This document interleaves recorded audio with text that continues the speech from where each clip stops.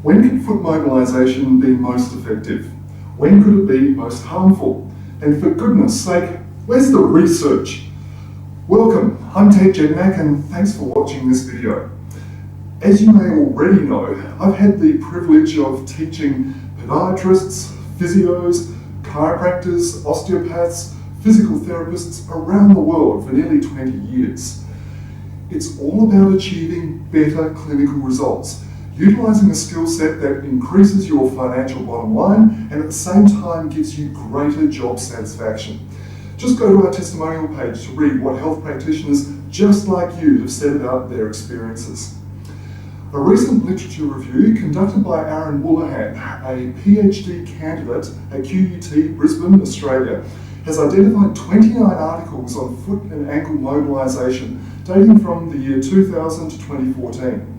These articles overwhelmingly confirm therapeutic benefits gained by mobilisation of the foot and ankle. While the literature supports the use of foot mobilisation techniques, FMT, as a therapeutic tool, we need to remember that FMT is not a panacea or a silver bullet for every condition. In fact, there are some conditions where FMT can cause harm or damage. So this video is going to outline the three categories every clinician who is using mobilisation treatments must consider before implementing FMT as a treatment option.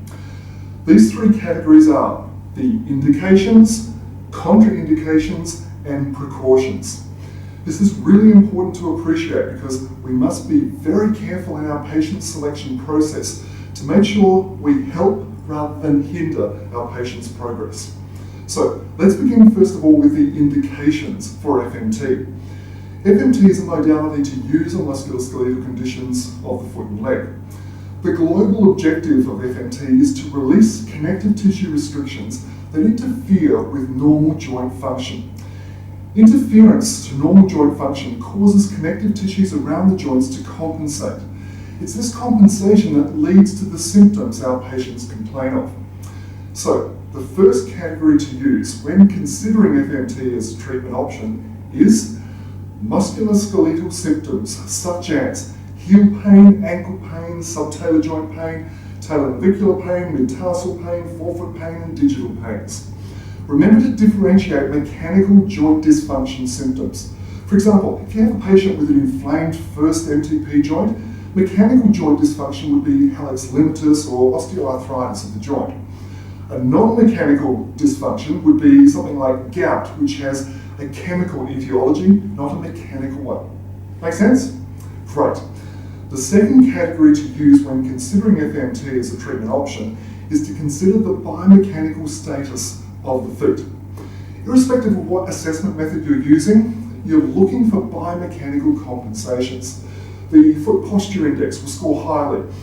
Gait analysis will show joints functioning abnormally, usually at their end range positions. A pressure plate analysis will highlight uneven loads throughout the foot. So whatever assessment method you use, if you see abnormal degrees of subtalar and or mid-tarsal pronation, these are indicators for connective tissue restrictions. The third category to use when considering FMT as a treatment option is the specific joint range and quality of motion.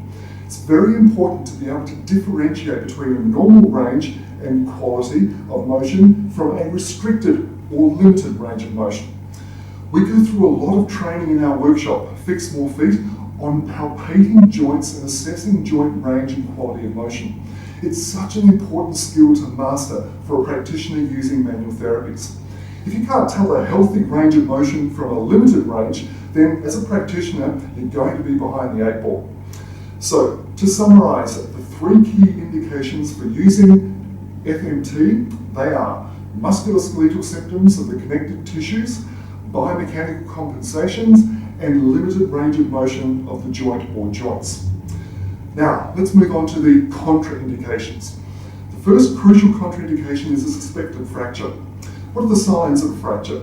They are localised area of pain which is swollen, inflamed, and painful to touch.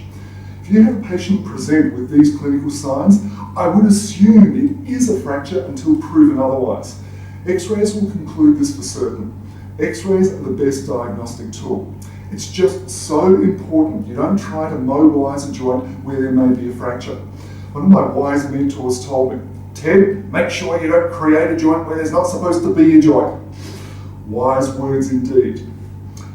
The next contraindication is hypermobility. FMT increases joint motion. If a patient's joints are too mobile, the last thing they need is more mobility. These patients need stability and muscle strengthening. So how do we know if a patient is hypermobile or whether it's just isolated joints that have increased range of motion? We do the Bateman flexibility test. You can download this file from the Facebook site, FMT Society of Soul Savers, which you're a member of, aren't you? Great. Go to the site, click on the Files tab and download the file. Using this flexibility scale, if your patient measures 4 or less, FMT should be okay. If they measure 5 or 6, I'd be cautious about which techniques are used on which joints. If they scored 7, 8 or 9, FMT is absolutely out. Next contraindication is joint coalition. If a joint is fused, no amount of FMT is going to change that or the affected joints. This includes post-op joints which have been surgically fused. The next contraindication is bony blocks. Sometimes the unique anatomical shape of joints causes a bone-on-bone block at the end range position. If that's the case, FMT isn't going to change it, so no go here. So to summarise, the FMT contraindications, they are suspected fracture, hypermobile joints, joint coalitions, and bony blocks.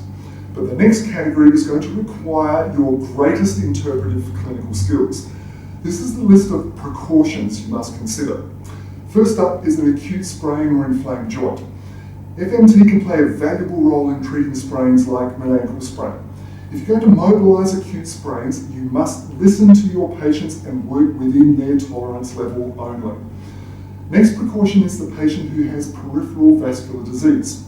You've got to make sure you're not going to further complicate or harm your patient if they have a history of DVTs or if they're on blood thinning medication or if they bruise easily.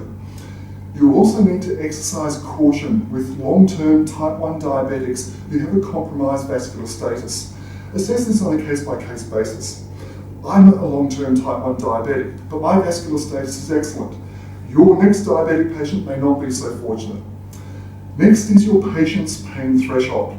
Some patients' thresholds are very low. Here you need to work within their tolerance levels, and that might mean reducing the levels of force you use. The next precaution is actually for you, the practitioner, and that is if your patient has any fungal or wart conditions, wear gloves. This is to protect you from infection. And finally, I need to comment on the advice given in the Orthopaedic Manual of Physical Therapy, and that is high velocity thrust techniques should only be performed by those with sufficient clinical experience. How the heck are you going to get sufficient clinical experience without performing high velocity techniques? What a conundrum. The answer is to take training with an experienced facilitator who has 20 years of experience to draw on and who has an excellent record of helping students achieve competency in FMT. So, to summarise, the precautions for FMT are acute sprains, peripheral vascular disease, pain threshold, fungal conditions or warts, and your FMT experience level. So there you have it, comprehensive summary of the indications, contraindications and precautions of using FMT to fix more feet. If you found this video useful, then please feel free to share it on Facebook or Twitter, or send the telex machine that was kept so clean as a type 2 away to you. Well, and if you have any questions, comments or feedback, please email me, ted@fixmorefit.com. Until next time, be healthy, wealthy and wise.